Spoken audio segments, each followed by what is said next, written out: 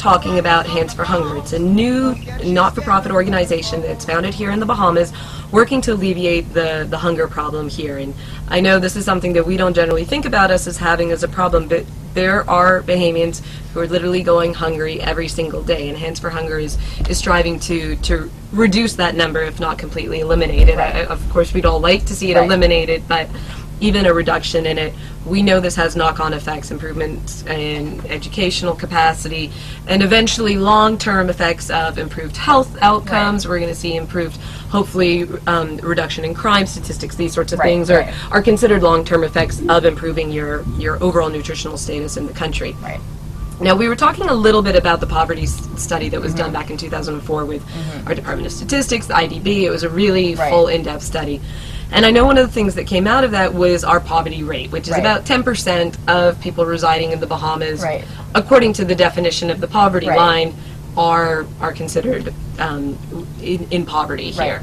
Now, one of the things that did come up with this was that there's variations.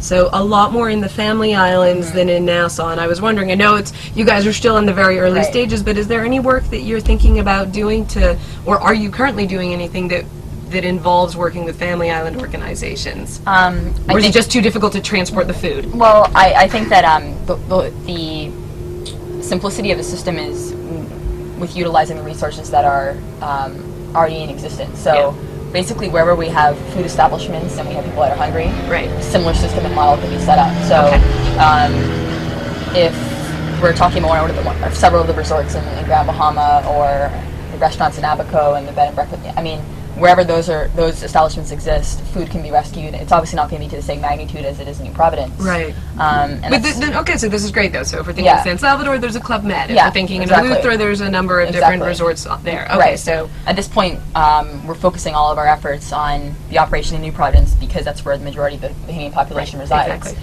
But you did bring up an interesting point because the general poverty levels are more exacerbated in the Family Islands, but at the same time, that's a very small percentage of the Bahamian population relative to everybody else. So you want to provide a minimum level of care to everybody, but you obviously want to channel your resources to where the bulk of your population is. And 100%. No, definitely. I was just wondering, being from Eleuthera, I always gotta bring up, how can we help the Family Islanders as well? But this is also, I know not all the Family Islands get JCM, but if you're watching this, if you're on one of those islands, Abaco, Exuma, Eleuthera, San Salvador, Andros, we've got resorts on all of these islands, and little resorts on the others as well. Even just go talk to your local restaurants, find out what they're doing in their grocery stores, what they're doing with the food at the end of the day, and see if there's something that can be done. And I'd be happy I'm sure you can, maybe a good time to bring up, you guys have a website, which is a great source of information. Thank you. Yeah, it's www.handsforhunger.org. I have to give credit to the very brilliant young Jonathan Brodheim for creating that website. He's a former schoolmate of mine, and excellent. Yeah, it's like I said, everything's been done on a volunteer basis. So a lot of the student population has really been heavily involved. But yeah, the Family Islands, that's in the agenda for later on. And we do want to ensure that the method we're utilizing is perfected before works. Right. You want to have a good model before you transport it out. Yeah. Now, something you did just bring up, and I want to touch on all points, of course, but which I think is great, is this is a very youth-driven endeavor. Yeah. I think you and we haven't mentioned, but Alanna's sister, Lisa, is also involved. And for anybody who remembers, I did a show last year with the Life at Key Foundation that was great. This was before young students from the Bahamas went off to college, and they were all these top students who had been given Life at Key Foundation scholarships. And your sister was one of them. She was. And so I love this kind of concept. We were originally hoping to have her on the show, but this is great. This is follow-up. And I just want to put this plug out there. If you were one of the other Life at Key scholars who I interviewed that time and you are doing something right now, please get in contact with me. It's bahamasdialogue@gmail.com. Let me know what you're up to, because I'd love to have you come on the show and talk about how that last year has gone. Because this is great. People complain about our Bahamian youth all the time, and it's so wonderful. I love having people come on the show who are under 25, and they're just proving again and again that this next generation of Bahamians is just as great as the previous ones.